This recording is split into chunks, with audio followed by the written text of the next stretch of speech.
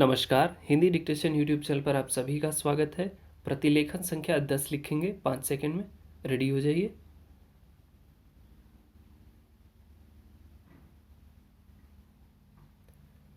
सभापति महोदय, आज हमारे देश में जो ऊपर से लेकर नीचे तक शिक्षा दी जा रही है, उसमें व्यवस्था ही एक कारण है जिसकी वजह से शिक्षा का स्तर गिरता जा रहा है।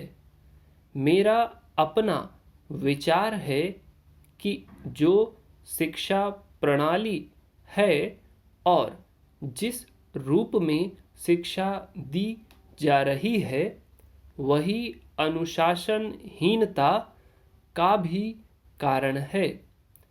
अपने देश और प्रदेश में हर एक की अपनी अपनी भाषा है और वह बालक जो इस देश में पैदा हुआ है, जो अपनी मातृभाषा की गोद में पला है, उसको यदि अपनी मातृभाषा में ही शिक्षा दी जाए तो मेरा विचार है कि शिक्षा का स्तर ठीक हो सकता है।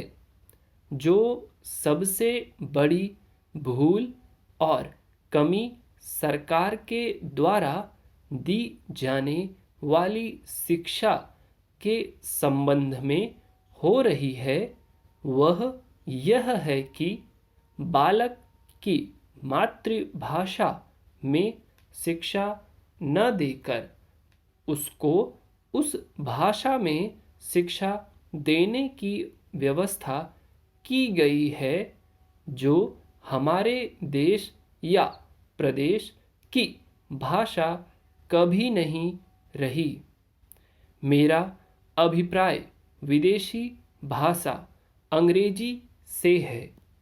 मैं यह मानकर चलता हूँ कि जब से यह भाषा इस देश में आई है, चाहे वह किसी कारण से आई हो, इसे आप भी और इस माननीय सदन के सदस्य भी जानते हैं कि उससे बुरे परिणाम ही निकले हैं। कोई भलाई नहीं हुई है। इस देश की जो हानि हुई है वह किसी से छिपी नहीं है। हम देख रहे हैं कि हमारे यहाँ जितना फैशन बढ़ रहा है और जितनी वेशभूषा बिगड़ रही है, वह सब अंग्रेजी भाषा के ही कारण है। जिस समय यहाँ पर अंग्रेजों का साम्राज्य था, प्रायः यह देखने को मिलता था कि वे लोग जो विशेषकर के किसी न किसी तरह से सरकारी पक्ष के ही होते थे, अंग्रेजों से मिलने के लिए जाते समय अंग्रेजी वेशभूषा का ही प्रयोग करते थे। परंतु यह इस प्रदेश और इस देश का दुर्भाग्य है कि अंग्रेजों का राज्य समाप्त हो जाने के बाद भी लोग उनकी वेशभूषा को पहनते चले जा रहे हैं।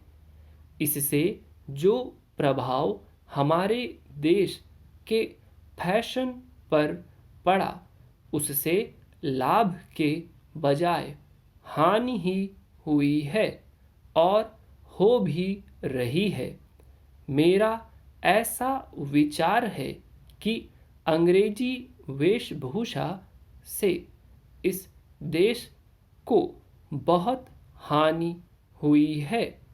भारत की गौरवपूर्ण सभ्यता और संस्कृति के संरक्षण पर पर्याप्त ध्यान देने की आवश्यकता है। डिक्टेशन 4 मिनट 50 सेकंड तक बोला गया है। और यदि आप कोई वर्ड नहीं लिख पाए हैं तो प्लीज़ उसको एक बार हिंदी देखें, फिर उसके बाद उसकी आउटलाइन बनाएं 1-2 लाइन 3 लाइन तक, फिर उसके बाद एक बार डिक्टेशन सुने और फिर लिखें। लिखने के बाद मिलाएं, टाइप करने के बाद मिलाएं। ये प्रोसेस हर डिक्टेशन में करें, तभी आपको अपनी एक्यूरेसी में इम्प्रूवमेंट समझ में आएगा।